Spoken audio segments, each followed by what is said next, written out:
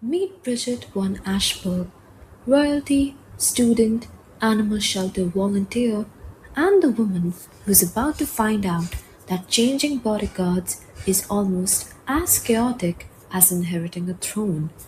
Bridget is finishing her senior year at Thayer University. Yes, she is moonlighting as a college student in the US, volunteering at a Wags and Whiskers shelter and trying to play unaffected princess. Play it life on hard mode. Her longtime bodyguard Booth is heading out on paternity leave. He's been a friend, confidant, basically safety and snark in one human. Now she's told a new one is arriving. Cue Bridget's internal oh no energy. Reese Lawson, American contractor, ex Navy SEAL, basically the poster child of awesome but unamused.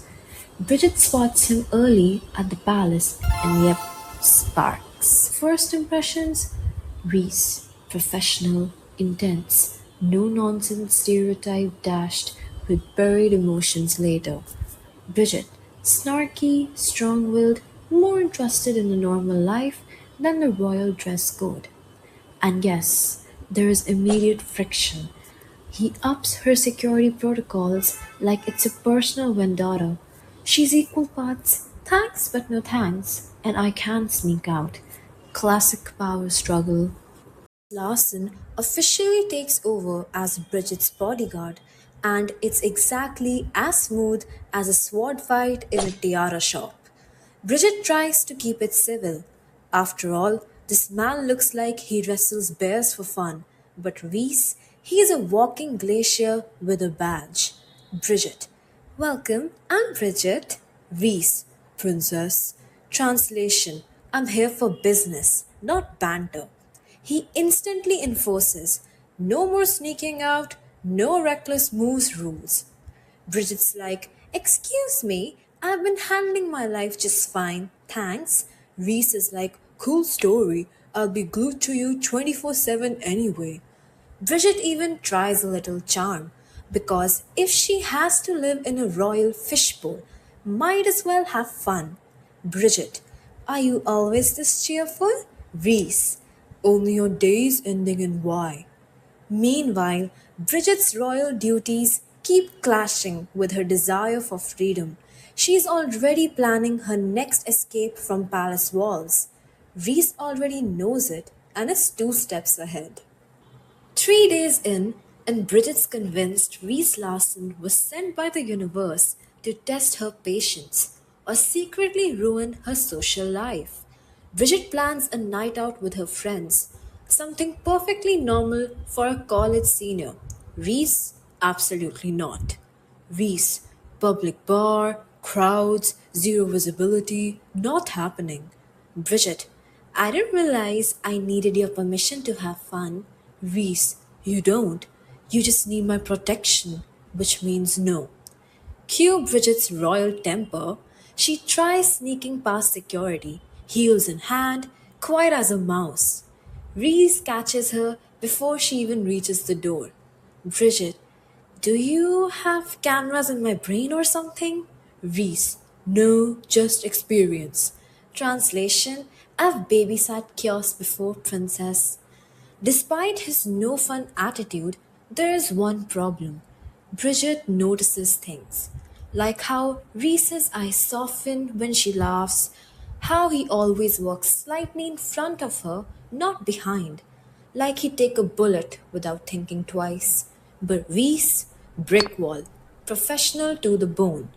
It's not attraction, nope, definitely not. Just a very tense, very tall, very forbidden annoyance, that's all. Sweet summer getaway, dry kiosk pack nightmare. Bridget sneaks out to a sketchy concert warehouse that literally looks like it should be condemned and gets abducted. Bravo, rebellion.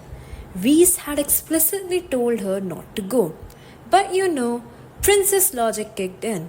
Rules, I crushed them. Cue real crisis mode.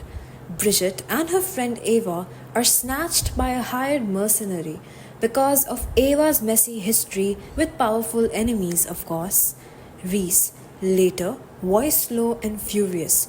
I told you this wasn't a safe place. Bridget, back in the car, bruised but alive. Fine, I gave you another heart attack. Happy? Reese, staring straight ahead.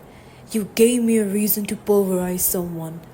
Thankfully, Reese had secretly planted a tracking chip in her phone and ended up storming a hideout in Philadelphia, saving both Bridget and Ava from being tossed in the bargain bin of bad decisions. Bridget gets home sobbing, Ava is traumatized, and Reese is conveniently missing from the aftermath for all the right reasons. Reese Larson swore he'd stay professional, but when a harmless dinner turns into a public, is that guy flirting with the princess situation? All bets are off. Bridget attends a dinner event with royals and politicians. She's dazzling in a backless gown, doing the whole perfect princess thing until some dude's son gets way too charming at her side. Reese, standing behind like a silent fortress, has murder in his eyes. Flirty Duke, perhaps you'd like to join me for a private tour later? Bridget, fake smile. I'll think about it. Reese, appearing like a shadow, voice lethal. She won't. Bridget tries to tease him after. Bridget, you are jealous. Reese growls soft. Jealous is wanting something. This was stopping a disaster. Bridget, sounds like jealous to me. On the way home, the air is electric. Unspoken words, stolen glances, and for the first time, he looks at her, not like a mission, but like a man who's fighting every instinct not to claim what's forbidden. Return to Eldora. The crown looms. Graduation means goodbye to her American anonymity and a quick return to the palace. Bridget wants to keep Reese in her life, but royal reality strikes. Her grandfather falls sick, and her brother Nikolai publicly abdicates out of love. Now Bridget is a crown princess, with the royal marriages law looming over her like a princess shaped shadow.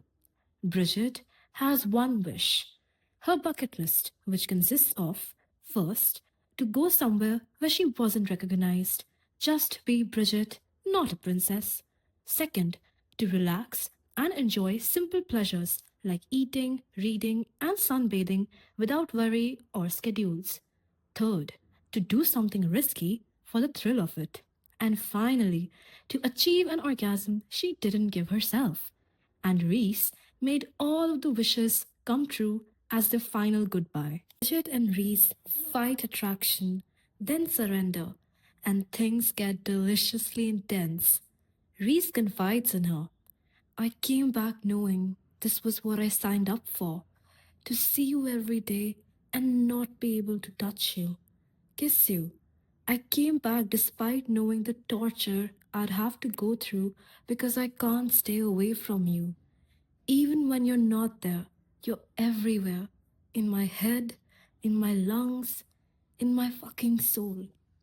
Their stolen moments are electric, brimming with secret glances, kisses behind palace walls, and protective threats. I know 79 ways to kill a man, and I can make 70 of them look like an accident.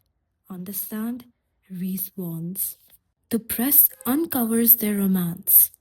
Bridget, devastated by family expectations and her grandfather's heart attack, breaks up with Reese and agrees to marry for diplomacy. You don't get it. There is no happily ever after for us. We weren't a fairy tale. We were a forbidden love letter. Bridget laments. Reese is shattered, but refuses to abandon her, even as Bridget embarks on queen training and public engagement tours. Fighting for freedom. Bridget's spirit and Reese's love refuse to bow. Her grandfather ultimately tells her, joyless queens don't help kingdoms. Bridget rallies, fighting tradition and pushing for the law's repeal. The pair reunite in secret, hearts bruised but unbroken. Bridget finds the courage to make her own rules. We always end up where we're meant to be, she reflects. Reese finally sheds his self imposed chains. She wasn't mine to take, but I was taking her anyway. Her laughs, her fears, her joy, and her pain. Every inch of her body and beat of her heart. All mine. When Bridget succeeds in changing the law, she chooses both the throne and her love for Reese.